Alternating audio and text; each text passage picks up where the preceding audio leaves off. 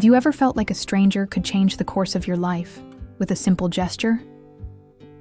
I used to think those things only happened in movies, until that day. Until I lost something of mine, and found something much greater without even realizing it. It was just an ordinary Friday in Seattle.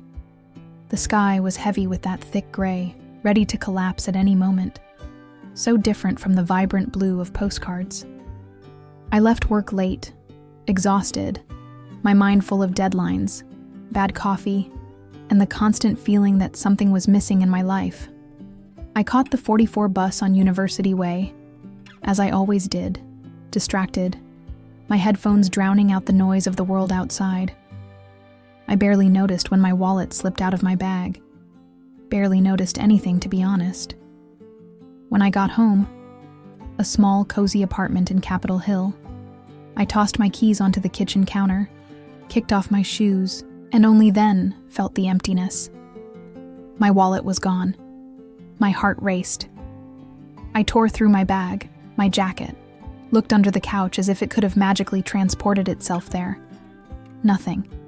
My ID, credit cards, work badge, all gone. I sat on the cold kitchen floor, despair climbing up my throat. I replayed the entire route in my mind.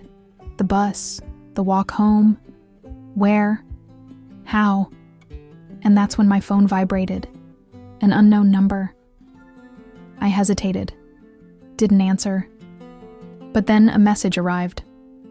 "Hi, I think I found your wallet on the bus. Your number was on the badge." I froze.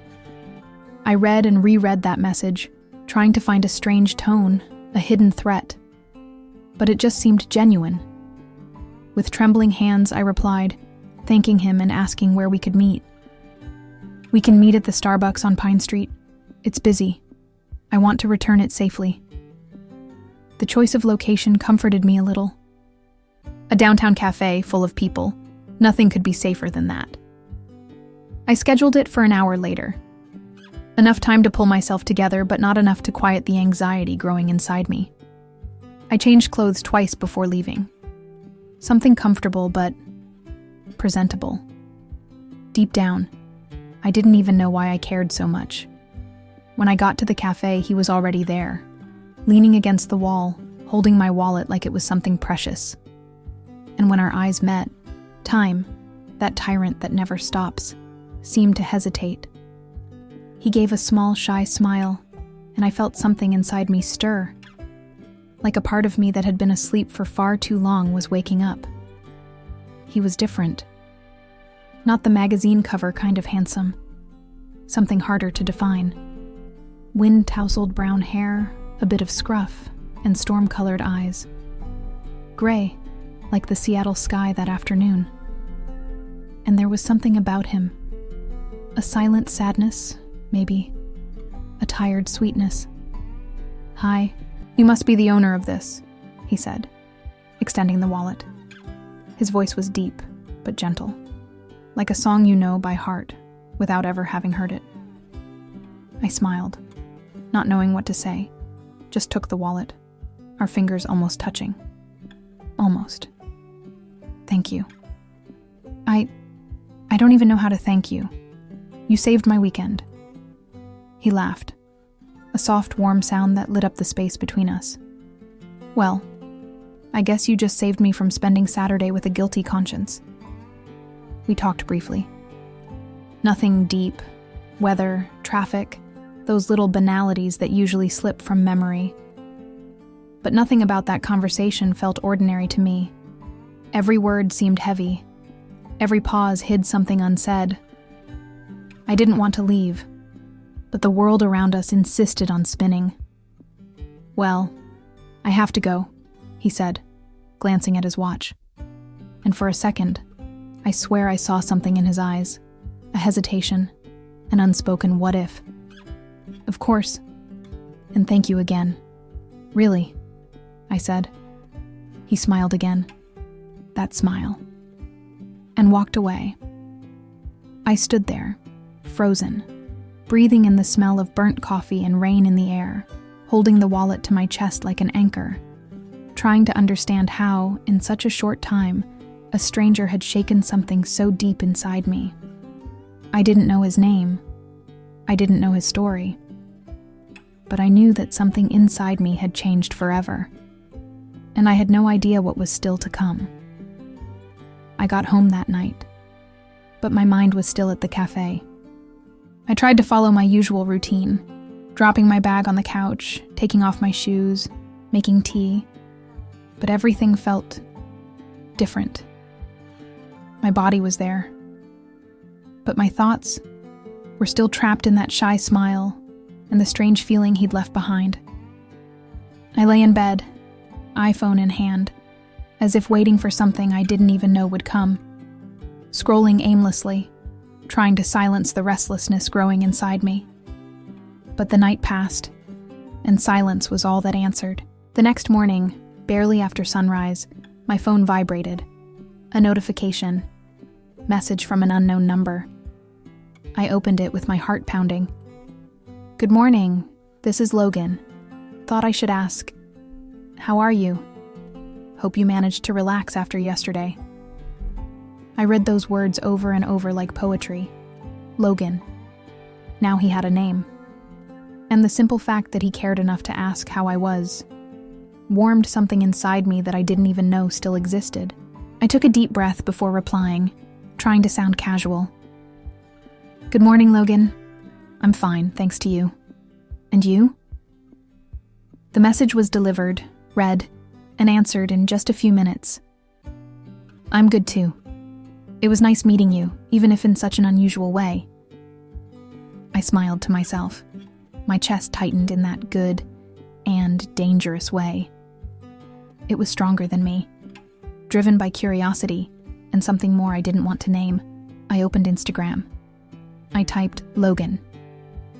It took a while, but there he was.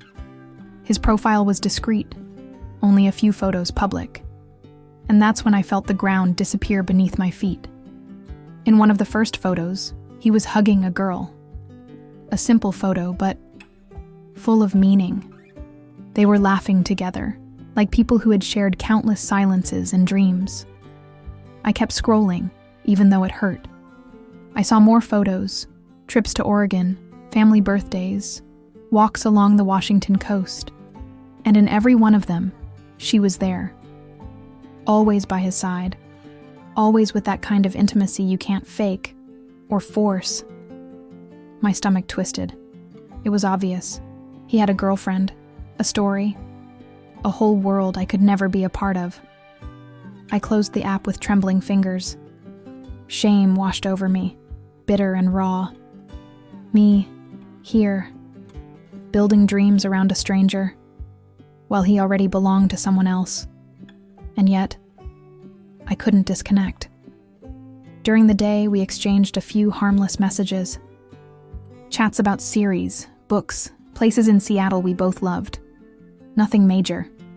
Nothing crossing the line. But every word he sent dropped into my heart like a stone in still water, creating ripples, spreading memories of something that never really existed. Sometimes the messages came fast, like he didn't want to let go either. Sometimes hours passed, and each silence felt like a small dagger twisting in my pride. I tried to convince myself it was just friendship, just kindness. But deep down, I knew I was lying to myself. I knew I was stepping into dangerous territory.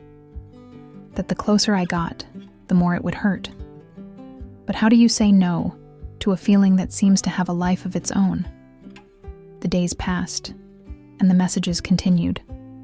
Small talks, light subjects that seemed innocent. But to me, carried a weight I could barely hide anymore.